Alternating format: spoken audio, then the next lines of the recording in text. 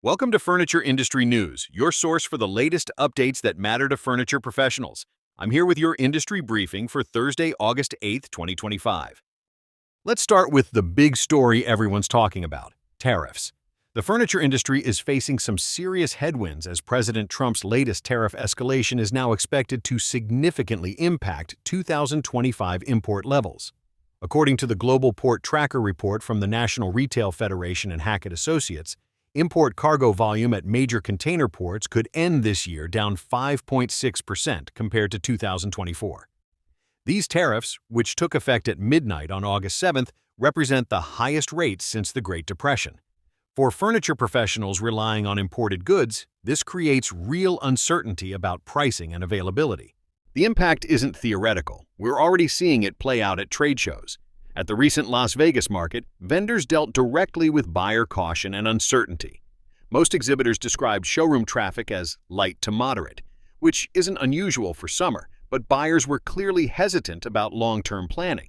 Luis Ruesca from Zuo Modern, whose line is imported from Mexico, Vietnam, and India, said people were looking for specific products to fill inventory holes, but no one wanted to jump into long-range planning right now. The tariff situation is particularly complicated because it keeps changing. Vietnam faces a proposed 20% tariff, while Malaysian goods may get hit with 19%. Jamie Collins from Home Elegance, an importer of case goods and upholstery, put it plainly. People are afraid to buy much because they don't know what the tariff will be. Even when companies stocked up earlier this year before tariffs hit, those supplies will eventually run low despite slow retail traffic. One of the most dramatic examples comes from Brazil, which now faces a 50% tariff, one of the highest levied by the administration.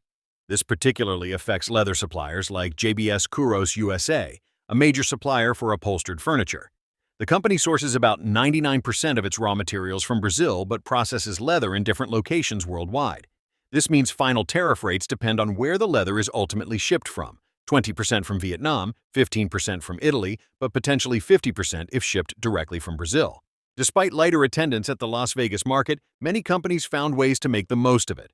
The consensus was clear: fewer people meant more quality time with serious buyers.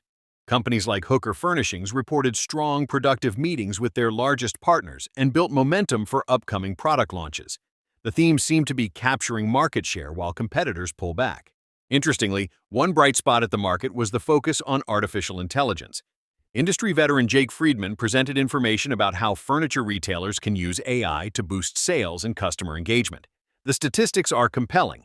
80% of customers are more likely to buy when brands offer personalized experiences that AI can create.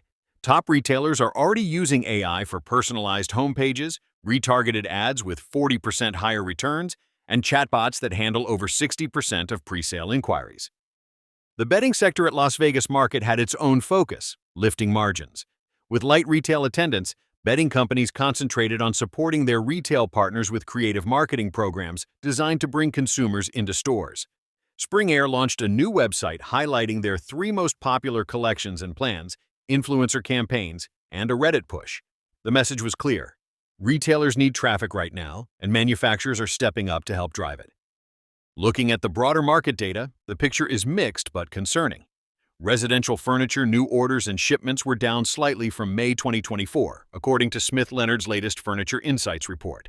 New orders totaled $2.2 billion in May, down from $2.23 billion the year before. Shipments were $2.17 billion, down 2% from the previous year.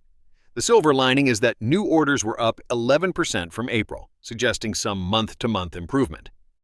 The housing market isn't helping furniture sales either. New home sales declined 6.6% from June 2024, totaling 627,000 units. While sales edged up slightly from May, the National Association of Home Builders noted that June and May saw the slowest sales since October of last year. With mortgage rates above 6.8%, and sustained price levels limiting purchasing power, especially among first-time and middle-income buyers, the furniture industry loses a key customer base. On the corporate earnings front, we're seeing a real mixed bag. Our house achieved record quarterly revenue with a 15.7% increase in second quarter, reaching $358.4 million. CEO John Reed credited strong brand loyalty and exceptional team execution. However, they noted ongoing choppiness month to month, with demand down in April, up in May, down in June, but rebounding strongly in July with 15.7% growth. Meanwhile, QVC Group, a major home goods retailer, saw home category revenue tumble 12% in the second quarter as part of an overall 7% revenue decline. The company cited volatile consumer confidence and international trade uncertainty as key factors. Home products still represent 38% of their sales, making this decline significant for the furniture industry. In the sleep sector, Somni Group International, formerly Tempur Sealy, reported impressive numbers in their first full quarter owning Mattress Firm. Total net sales hit $1.88 billion, up 52.5% from last year, though this was largely due to the Mattress Firm acquisition. CEO Scott Thompson noted they're realizing both cost and sales synergies ahead of their purchase assumptions. GigaCloud Technology also posted second quarter growth with revenue up 4% to $323 million and net income growing 28% to $35 million.